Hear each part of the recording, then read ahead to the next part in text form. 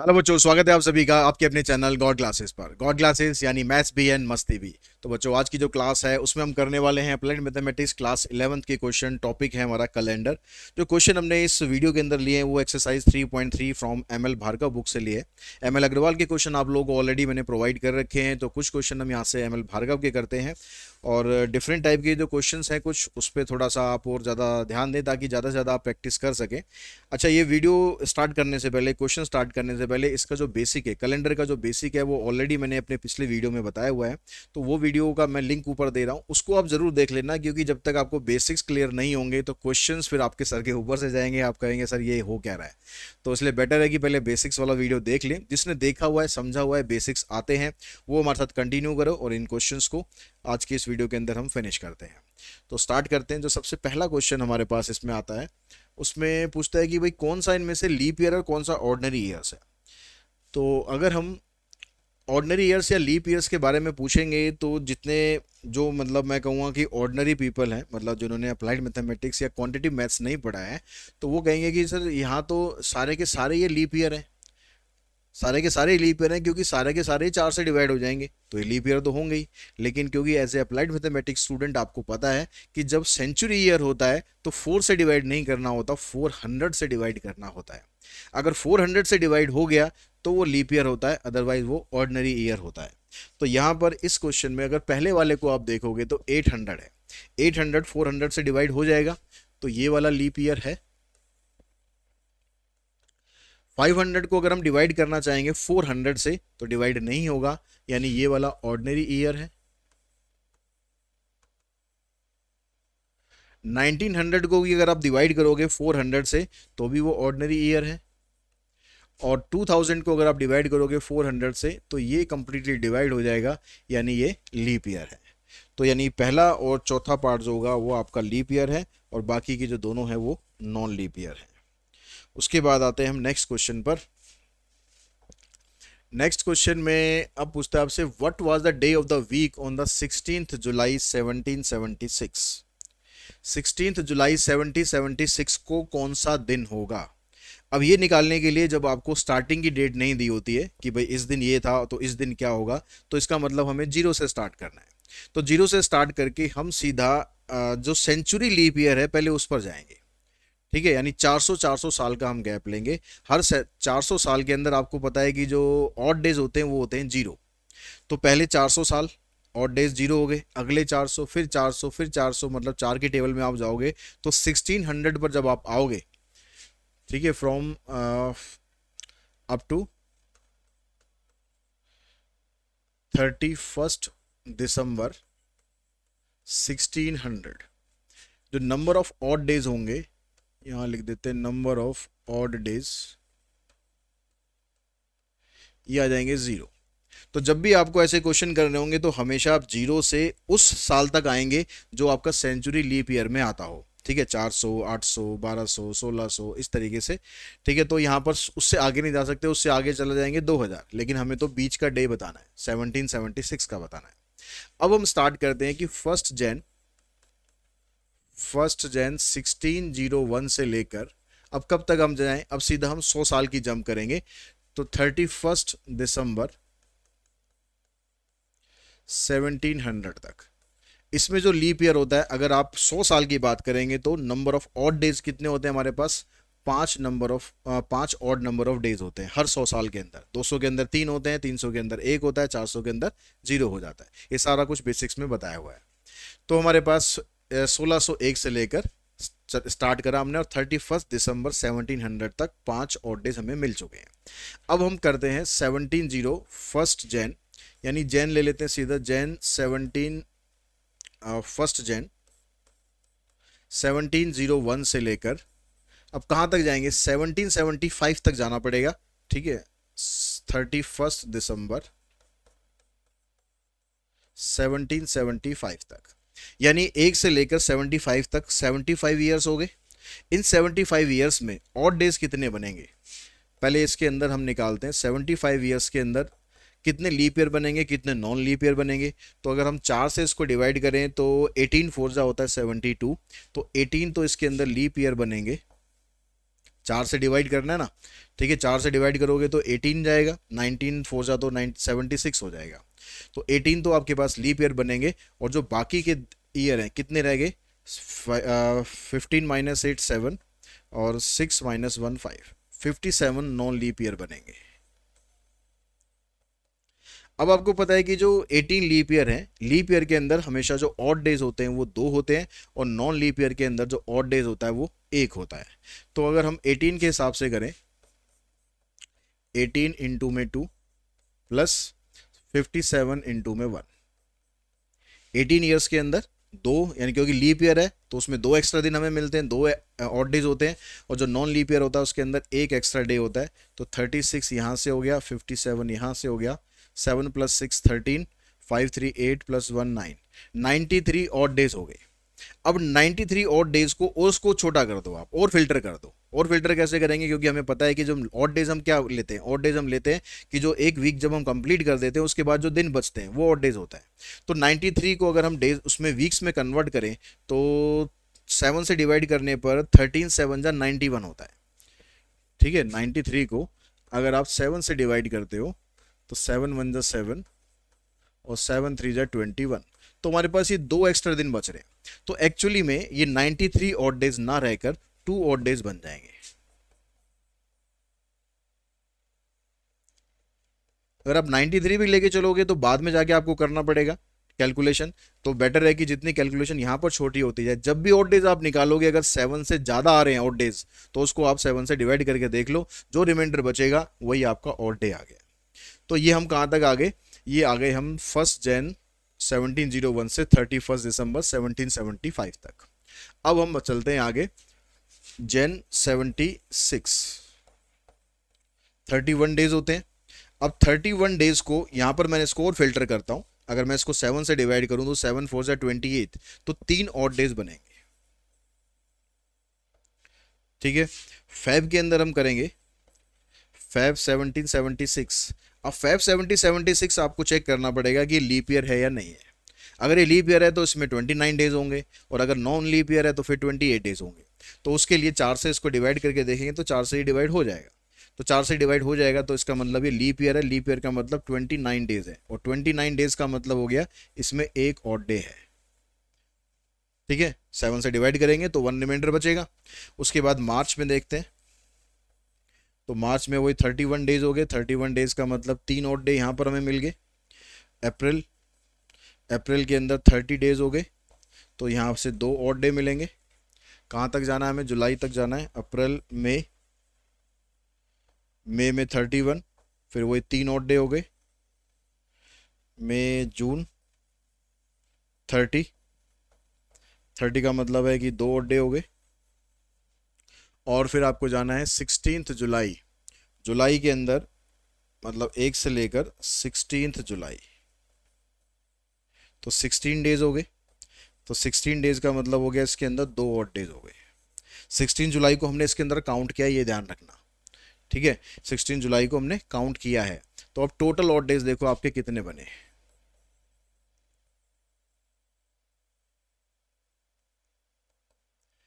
पांच तो यहां पर थे, 2 यहां पर आए, उसके अलावा ये इसका सबका टोटल ही कर लो, 3 4 3 7 2 9 3 12 और 2 14 और 2 16, 16 इधर हो गए।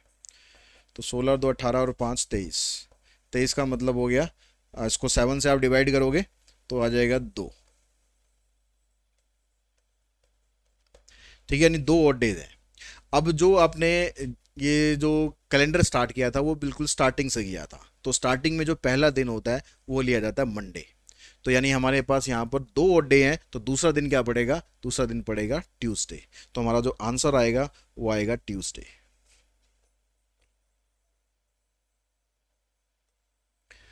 ठीक है, कई बार आप लोग कमेंट करते हो कि सर हमारा एक दिन का गड़बड़ आ रहा है, तो एक दिन का गड़बड़ वो क्यों होता है, आप ये देखो कि आपने यहाँ पर 16 को काउंट किया है या नहीं किया। अगर मैं यहाँ पर 1 से लेकर 15 तक लेता, 1 से 15 तक लेता तो यहाँ पर एक ऑड डे आता। तो एक और डे आने का मतलब है कि पहला दिन आ गया आप मंडे, तो हमें उससे अगला दिन पिक करना है, क्योंकि हमने यहाँ पर 16 को काउंट नहीं किया था। अगर हम 16 को यहाँ पर काउंट कर रहे हैं तो दैट मीन्स अगर हमारा सेकंड ऑड डे आ रहा है तो जो सेकंड ऑड डे जो भी पड़ेगा वही हमारा आंसर होगा। तो वो एक दिन का फर्क इसलिए आ जाता है। इसलिए ध्यान रखना कि जिस डेट को आप इंक्लूड कर रहे हो, वो जिस डेट का मतलब आपको निकालना है, वो आपने यहाँ पर इंक्लूड किया है या नहीं किया है। इंक्लूड किया है तो अगर 2 ऑड डे हैं तो दूसरा दिन ट्यूसडे हो गया। अगर वो नहीं करा होता तो 1 ऑड डे आता, तो उससे अगला दिन आपको लेना पड़ता, तो भी आंसर आपका ट्यूसडे ही आएगा। उसके बाद आते हैं, what was the day of the week on 4 June 2022। तो अब आपको, अगर हम सेंचुरी लीप ईयर पे जाएं तो सीधा 2000 पे चले जाते हैं। तो 0 से लेकर अप टू 31 दिसंबर 2000, नंबर ऑफ ऑड डे बनेंगे यहाँ पर 0। अब हमें जाना है 2001, यानी 1 साल और लिया हमने। 1 जनवरी 2001 से 31 दिसंबर 2001। अब जो 2001 है वो नॉन लीप ईयर होगा। अब नॉन लीप ईयर है तो उसके अंदर 1 ऑड डे मिलेगा, तो 1 ऑड डे हमें यहाँ पर मिल गया। अब उसके बाद जाओ आप 4 जून पर, तो यानी जैन 2002, वही 31 डेज होंगे। 31 डेज का मतलब है कि 3 ऑड डे हो गए। फेब के अंदर, क्योंकि ये नॉन लीप ईयर है तो इसके अंदर 0 आ जाएगा। मार्च, इसके अंदर 3 आएगा, जैसे पिछले क्वेश्चन में करा था हमने वैसे ही। अप्रैल, अप्रैल के अंदर 2 आ जाएंगे। अप्रैल, मई के अंदर 3 आ गए। और जून में हमें सिर्फ 4 जून तक जाना है, 1 से लेकर 4 जून तक जाना है, तो 4 हमारे पास दिन हो गए। क्योंकि 7 से कम है तो 4 ही ऑड डे बने। तो ये कितना आ गया आपके पास, 3 3 6 2 8 3 11 और 4 15, 15 ऑड डेज यहाँ पर आ गए। तो टोटल मिलाकर 0 + 1 + 15, 16 ऑड डेज हो गए। अब 16 को अगर आप डिवाइड करोगे 7 से तो 2 रिमाइंडर आएगा। 2 रिमाइंडर आने का मतलब है कि यहाँ पर 2 ऑड डे बने। अब 2 ऑड डे बने तो फिर यहाँ पर जो आंसर है आपका, क्योंकि यहाँ पर भी इसने स्टार्टिंग से ही पूछा हुआ है, तो पहला दिन मंडे है, दूसरा दिन आएगा ट्यूसडे, तो इसका भी जो आंसर है वो आ जाएगा ट्यूसडे, क्योंकि इसमें भी हमने 4 को इंक्लूड किया हुआ है। उसके बाद जो नेक्स्ट क्वेश्चन है आपके पास, कराइव the first day of an ordinary year was Friday. एक ऑर्डिनरी ईयर है, ऑर्डिनरी ईयर मतलब उसके अंदर जो ऑड डे है वो 1 है, तो उसका जो पहला दिन है वो फ्राइडे है। तो then what was the last day of that year, तो उसका जो लास्ट वाला डे है वो क्या होगा। अब लास्ट वाला डे अगर आप निकालोगे तो आपके पास टोटल मिलाकर जो लीप ईयर होता है उसके अंदर 1 एक्स्ट्रा दिन होता है, नॉन लीप ईयर के अंदर 1 एक्स्ट्रा दिन होता है, यानी 1 ऑड डे हो गया। अब वो जो 1 ऑड डे अगर जब हम काउंट करते हैं तो हम उससे अगला जो दिन होगा वो अगला दिन हम लेंगे ना। जैसे मान लो मैं अगर हम बात करता हूँ कि भाई 1 जनवरी 2001 को सपोज फ्राइडे था, ठीक है, हम ये मान लेते हैं कि ये भाई इस दिन फ्राइडे था। अब जब हम 31 जैन को निकालेंगे, 31 दिसंबर 2001 को, तो 1 ऑड डे बनेगा। अब यहां पर जो 31 दिसंबर है अगर मैं उसको इंक्लूड कर रहा हूं तो पहला दिन होगा। पहला दिन कौन सा होगा, इसको मैं इंक्लूड कर रहा हूं, ये चीज ध्यान रखना। तो पहला दिन क्या होगा, जहां से आपने स्टार्ट किया वही तो पहला दिन होगा ना, फ्राइडे जहां से आपने स्टार्ट किया है वही पहला दिन होगा। यानी अगर हम 1 जनवरी 2002 की बात करें, 1 जनवरी 2002 की बात करें तो ये सैटरडे बनेगा, ठीक 1 साल बाद, क्योंकि 1 ऑड डे है तो 1 साल बाद ये सैटरडे बनेगा। लेकिन हमें ये उससे नहीं, हमें उसका दिन नहीं पूछ रहा, हमसे ये पूछ रहा है उसी साल का दिन पूछ रहा है, what was the last day of that year. तो हमारा जो आंसर है वो फ्राइडे ही रहेगा।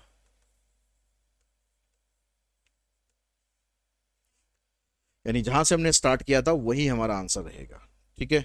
उसके बाद आ जाओ नेक्स्ट क्वेश्चन पर, क्वेश्चन नंबर 5।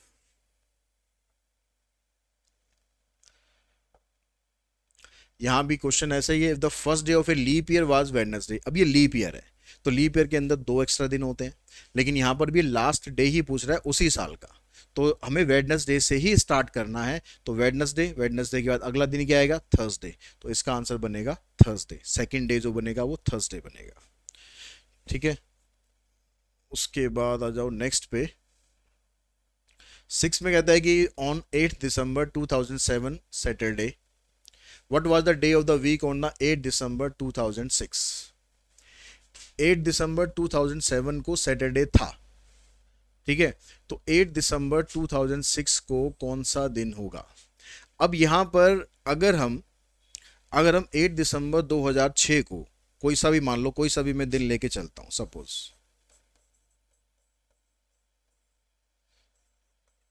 2006 को, या आप सीधा ऐसा करो कि यहां पर आप सीधा नंबर ऑफ डेज निकाल लो। ठीक है, सीधा नंबर ऑफ डेज निकाल लो कि कितने नंबर ऑफ डेज हैं।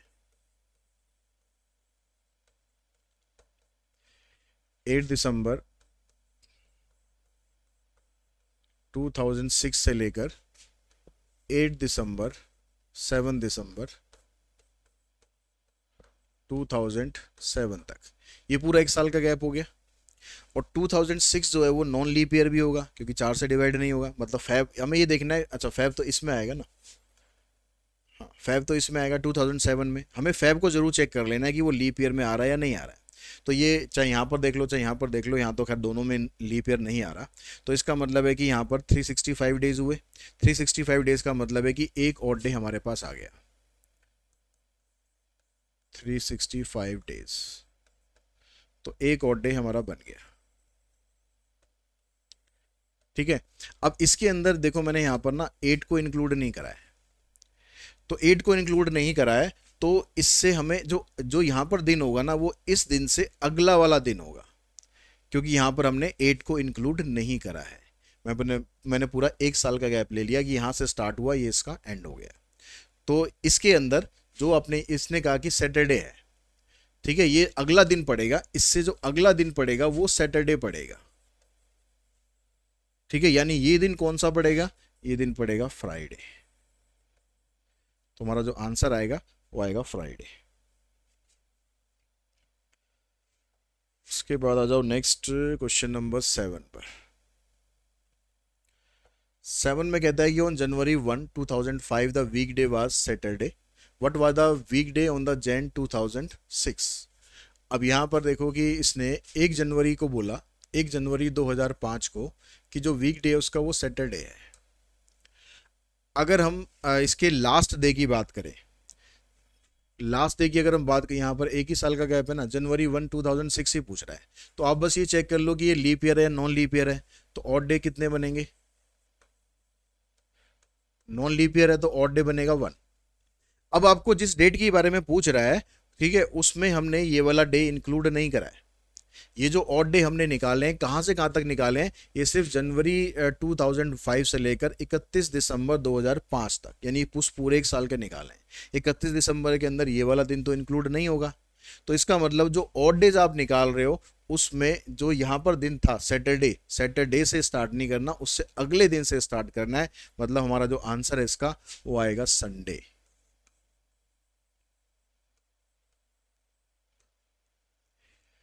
जो दिन इंक्लूड करना है या नहीं करना है ये मैटर करता है, इसी से एक दिन का आपका फर्क पड़ेगा। ये चीज हमेशा ध्यान रखना कि आप जो ऑड डेज निकाल रहे हो उसमें ये वाला दिन इंक्लूड कर रहे हो या नहीं कर रहे हो।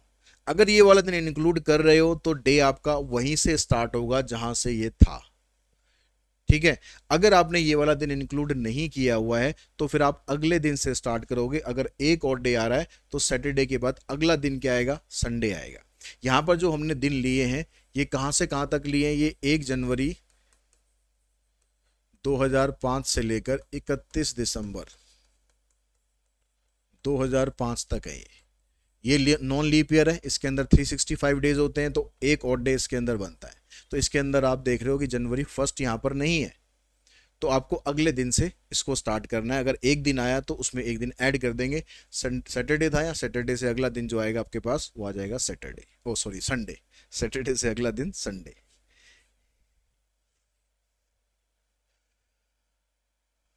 क्वेश्चन नंबर 8 देखते हैं।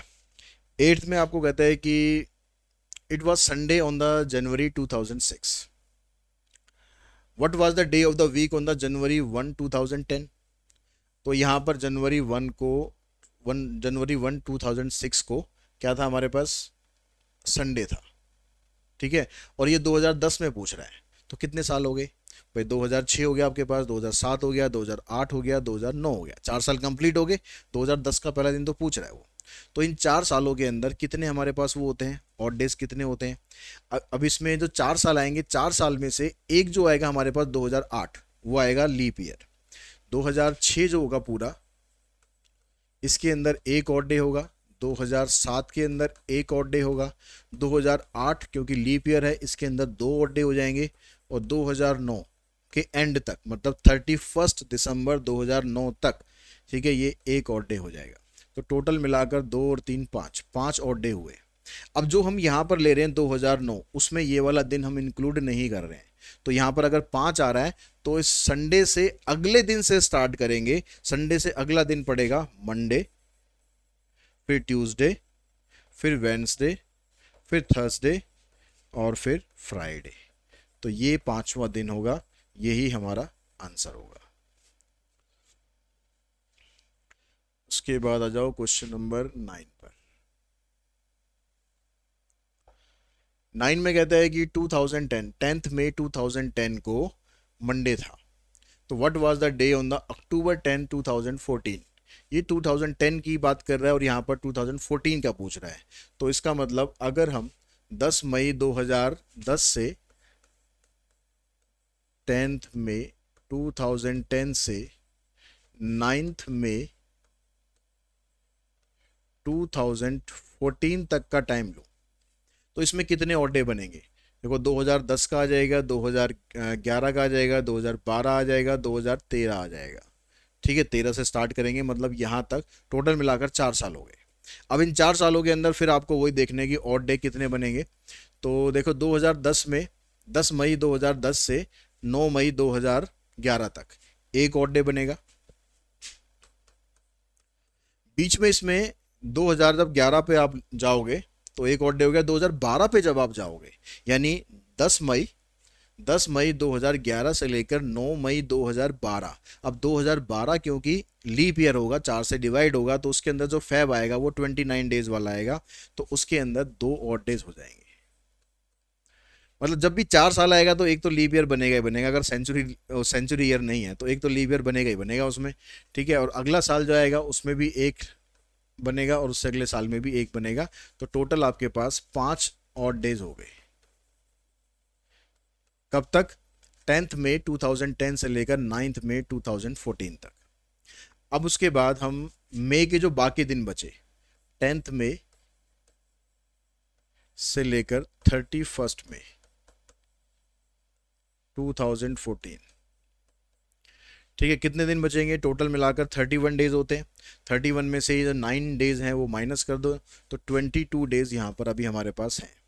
अब इस 22 डेज को अगर मैं ऑड डे को उसको फिल्टर कर दूं और 7 से डिवाइड कर दूं, तो एक ऑड डे हमें यहाँ से मिल गया। उसके बाद फिर मई के बाद जून पूरा ही लेना है। जून के अंदर 30 दिन होते हैं, तो 30 दिन का मतलब 2 ऑड डे हो गए। फिर जुलाई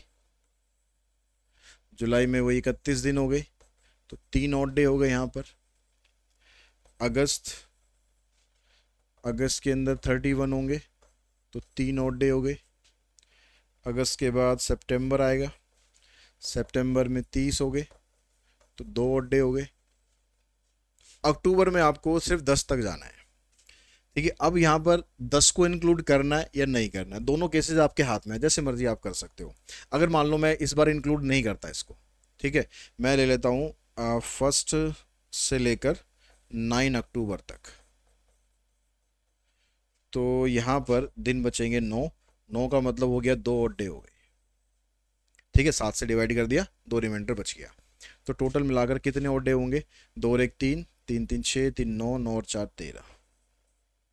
तो टोटल मिलाकर आपके पास 5 ऑड डे ये थे, 13 ऑड डे ये आ गए, 18 ऑड डे हो गए।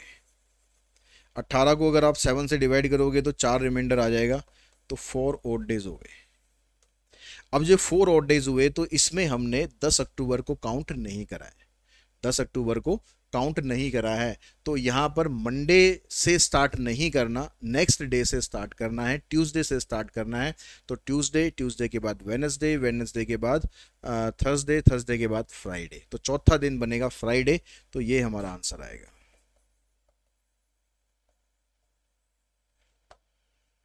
ठीक है जी, क्वेश्चन नंबर 9। अब आते हैं क्वेश्चन नंबर 10 पर। तो 10th में कहता है कि on what date of April 2002 did Tuesday fall. April 2002 में ट्यूसडे कब कब आएगा। तो अब इसके लिए आपको पहले ये पता करना पड़ेगा कि भाई अप्रैल का जो पहला दिन आएगा उसमें कौन सा दिन पड़ेगा। उसके लिए हमें फिर पहले वैसे ही जाना पड़ेगा अप टू, क्योंकि स्टार्टिंग में कुछ नहीं दिया, तो up to 2000 number of odd days हमें मिलेंगे 0। ठीक है, सेंचुरी लीप ईयर पे चलेंगे। उसके बाद 2001 पूरा जाएगा, 1 जनवरी 2001 से 31 दिसंबर 2001 नॉन लीप ईयर है, तो एक ऑड डे मिलेगा। अब जब हम 2002 में जाएंगे तो जैन 2002, वो 31 दिन होंगे, 31 दिन का मतलब 3 ऑड डे मिलेंगे। फेब 2002 नॉन लीप ईयर होगा, तो 28 दिन मिलेंगे, मतलब 0 ऑड डे। फेब के बाद फिर मार्च 31। अब ये हो गया 31 मार्च तक हो गया है। ठीक है, अप्रैल पे हमें अप्रैल के दिन तो बताने हैं, तो 31 मार्च तक देखो कि कितने दिन हो गए आपके पास। 3 और 3 6, 6 और 1 ये मिलाकर हो गया 7। तो टोटल ऑड डेज आ गए आपके 7, और 7 को अगर आप डिवाइड करोगे 7 से तो रिमाइंडर बचेगा 0। तो इसका मतलब 0 ऑड डे, सब हिसाब किताब बराबर है, वीक आपके पूरे कंप्लीट हो चुके हैं। तो यानी उससे जो अगला दिन होगा उसको होगा मंडे, क्योंकि वीक आपका मंडे से स्टार्ट होता है। तो यानी इससे अगला दिन क्या आएगा, 31 मार्च के बाद अगला दिन क्या आएगा, 1 अप्रैल। तो 1 अप्रैल को क्या होगा, 1 अप्रैल को होगा मंडे। अब मंडे के बाद आ जाएगा ट्यूसडे, यानी जो 2 अप्रैल है इसको होगा ट्यूसडे। अब उसके बाद ट्यूसडे कब कब पड़ेगा, ये आपको पता ही है कि हर 7 दिन बाद दिन रिपीट होता है। तो 2 के बाद फिर 9 को पड़ेगा, 9 के बाद फिर 9 और 7 16, 23 और 30, इन सभी को ट्यूसडे पढ़ने वाला है। ठीक है, 2 9 16 23 and 30।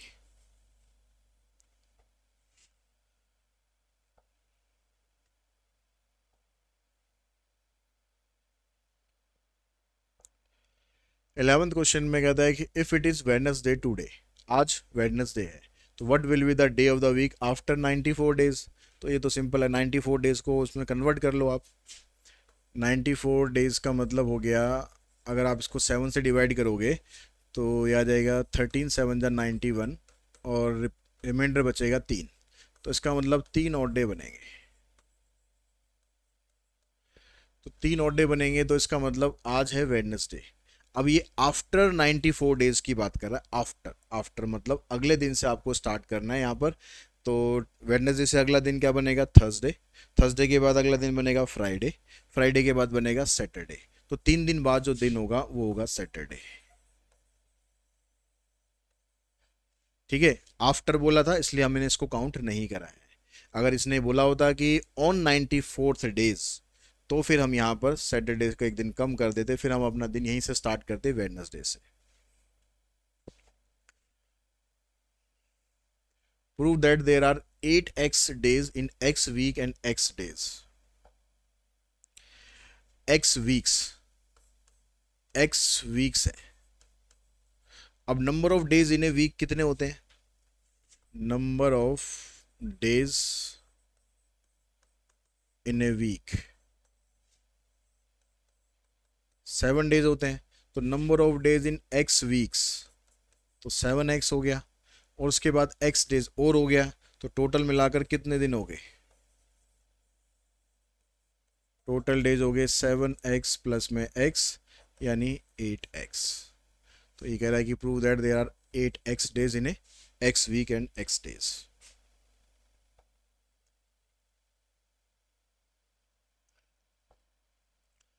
For a certain month the date of 3 of the Sunday are even number. ये कह रहा है कि जो संडे है ना वो इवन नंबर्स पर पड़ रहे हैं, यानी जैसे 2 का हो सकता है संडे, फिर 2 के बाद 4 का हो सकता है संडे, या तो 2 का हो सकता है, या 4 का हो सकता है, या 6 का हो सकता है। तो इस तरह से 3 संडे हमारे पड़ रहे हैं। तो what was the day of the week on 15th of that month. तो 15th को उस दिन कौन सा दिन पड़ेगा। तो सबसे पहले तो आप ये देखो कि भाई वीक अगर इवन नंबर पर संडे हुआ तो पहला संडे कितनी तारीख को हो सकता है। तो पहला संडे अगर हम 2 को लेते हैं, if first Sunday is on 2nd of that month, तो जो उसके बाद जो अगला संडे आएगा वो पड़ेगा 9 को, ठीक है। उससे अगला संडे जो पड़ेगा यानी third Sunday, therefore third Sunday कब पड़ेगा यहाँ पर, 2 7 9 7 16 16 को पड़ेगा। और उसके बाद जो फिफ्थ संडे होगा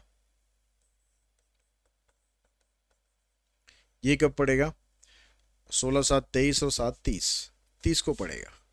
यानी सिर्फ एक यही पॉसिबिलिटी बन सकती है कि पहला संडे 2 को होगा, फिर दूसरा संडे फिर 9 को होगा, उससे अगला संडे 16 को होगा, फिर 23 को होगा, और फिर पांचवा संडे 30 को होगा। क्योंकि अगर आपने पहला दिन 4 तारीख को ले लिया, इवन नंबर या तो 2 लोगे या 4 लोगे स्टार्टिंग में, अगर 4 को ले लिया तो यहाँ पर भी आपको 2 दिन बढ़ाने पड़ेंगे, 30 और 2 यानी 32 हो जाएगा। 32 तो डेट होती नहीं है एक मंथ के अंदर। तो सिर्फ एक यही पॉसिबिलिटी है कि जिसमें आपके 3 संडे इवन नंबर पे आ सकते हैं। अब इसमें से पूछ रहा था आपसे कि वो what was the day on the week of 15th of that month. तो 15 तारीख को क्या दिन पड़ेगा, तो 16 को यहाँ पर संडे पड़ रहा है, तो इसका मतलब 15th को पड़ेगा सैटरडे।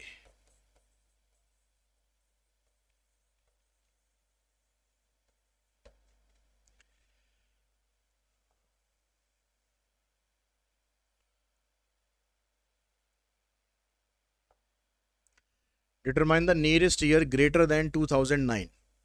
2009 से जो अगला ईयर होगा वो आपको बताना है जिसका कैलेंडर सेम 2009 की तरह हो।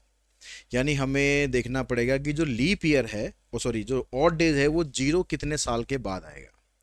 तो अगर हम देखें कि जो 2010 है, 2009 के बाद अगर पूछ रहा है, ठीक है, तो 2010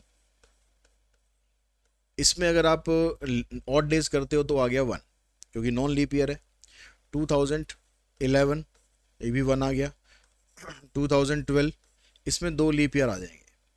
अब 2013 इसमें 1 लीप ईयर आएगा। 2014 इसमें 2 आ गए। अब यहाँ पर देखो 2 2 4 4 और 3, 2014 में तो 1 ही आएगा। तो यहाँ पर 2 2 4 और 6 और 2015 इसमें भी 1 आ गया। तो अब यहाँ तक टोटल आपके पास 7 ऑड डेज हो गए। तो 7 ऑड डेज होने का मतलब है कि यहाँ पर आपका जो कैलेंडर है वो फिर से रिपीट करने लग जाएगा। तो 2015 जो होगा, ठीक है, यहाँ पर दिखा देना 0 ऑड डेज। तो 2015 इज सेम एज 2009।